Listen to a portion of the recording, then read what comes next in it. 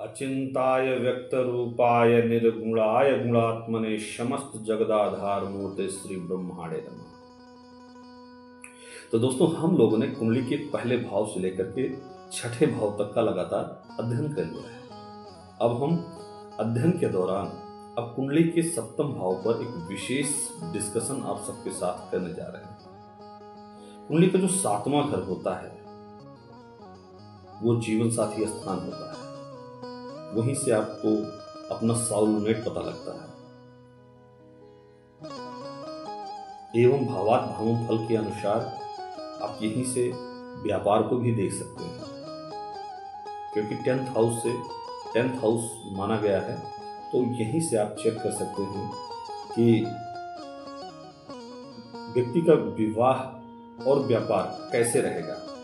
दोस्तों, आपने सुना होगा पूर्वज और अपने बड़े बुजुर्ग कहते हैं कि यदि व्यक्ति का विवाह कर दिया जाए तो वह काफी सुधर जाता है, और 90% के करीब ये कंसिडरेशन देखा भी गया है कि लोगों में एक सुधार आ जाता है। तो कहने का तात्पर्य यह है दोस्तों, कुंडली के सप्तम भाव से 7th house, it is the very necessary house. यह हॉरोस्कोप का तीसरा केंद्र घर है। It is the 3rd Kendra's house, और केंद्राज हाउस में जो 3rd हाउस है, मतलब जो 3rd केंद्र है, वो कुंडली का 7वां घर है। 7वां घर ही दर्शाता है कि आपका विवाह और वैवाहिक जीवन कैसा रहने वाला है।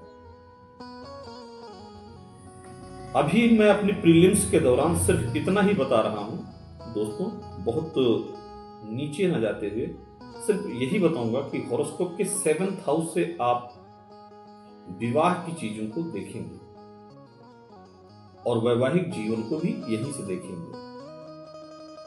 वैवाहिक जीवन को देखने के लिए और कई सारे कंटेंट्स होते हैं, उसको देखा जाता है, कई सारे रेफरेंसेस को हम चेक भी करते हैं, लेकिन अभी यहां पर इतना ही आपको बता रहे हैं। यह विवाह का घर होने के साथ पार्टनरशिप से संबंधित व्यापार का भी घर है। जो व्यक्ति पार्टनरशिप का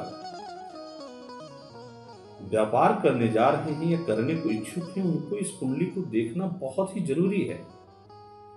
सोलमेट एंड स्पाउस को देखने के लिए इस हाउस की नेसेसरी जो है और बढ़ जाती है। अमूमन अपने देश में, भारतवर्ष में या कहीं भी 25 की जब एज खत्म हो जाती है, उसके आसपास में ही व्यक्ति का विवाह। अब विवाह कब होगा, कैसे होगा, इन विषयों में हम बाद में चर्चा करेंगे, लेकिन एक वैवाहिक जीवन ही व्यक्ति के भविष्य का निर्धारण करता है। यदि एक अच्छा जीवन साथी, कहा गया है एक सफल व्यक्ति के पीछे उसके जीवन साथी का हाथ होता है। तो विवाह और वैवाहिक जीवन के अलावा हम देखेंगे जीवन में पार्टनरशिप व्यापार को इसी हाउस से देखेंगे। दोस्तों, ऑडियंस का क्या हमारे पास सपोर्ट आ रहा है, यह भी हम कुंडली के 7th भाव से देखेंगे। And 3rd is necessary topic. व्यक्ति के PR से रिलेटेड, परमानेंट रेजिडेंस और ग्रीन कार्ड से रिलेटेड चीजों को देखा जाता है, और किस ओरिजिन की लड़की या लड़के के साथ में विवाह होगा, यह भी इसी हाउस से देखते हैं। और इस हाउस के लॉर्ड की प्लेसमेंट से जेमिनी एंड मैदनी एस्ट्रोलॉजी के माध्यम से आप यहां तक वेरीफाई कर सकते हैं कि हमारा जीवन साथी हमारे घर से कितना दूर होगा, कौन से कॉन्टिनेंट से आपका पार्टनर मिलेगा। इन सभी विषयों को आप कुंडली के 7th भाव से देख सकते हैं। और मैं आपको बताऊं कि 7th भाव का महत्ता इसीलिए और अधिक बढ़ जाती है।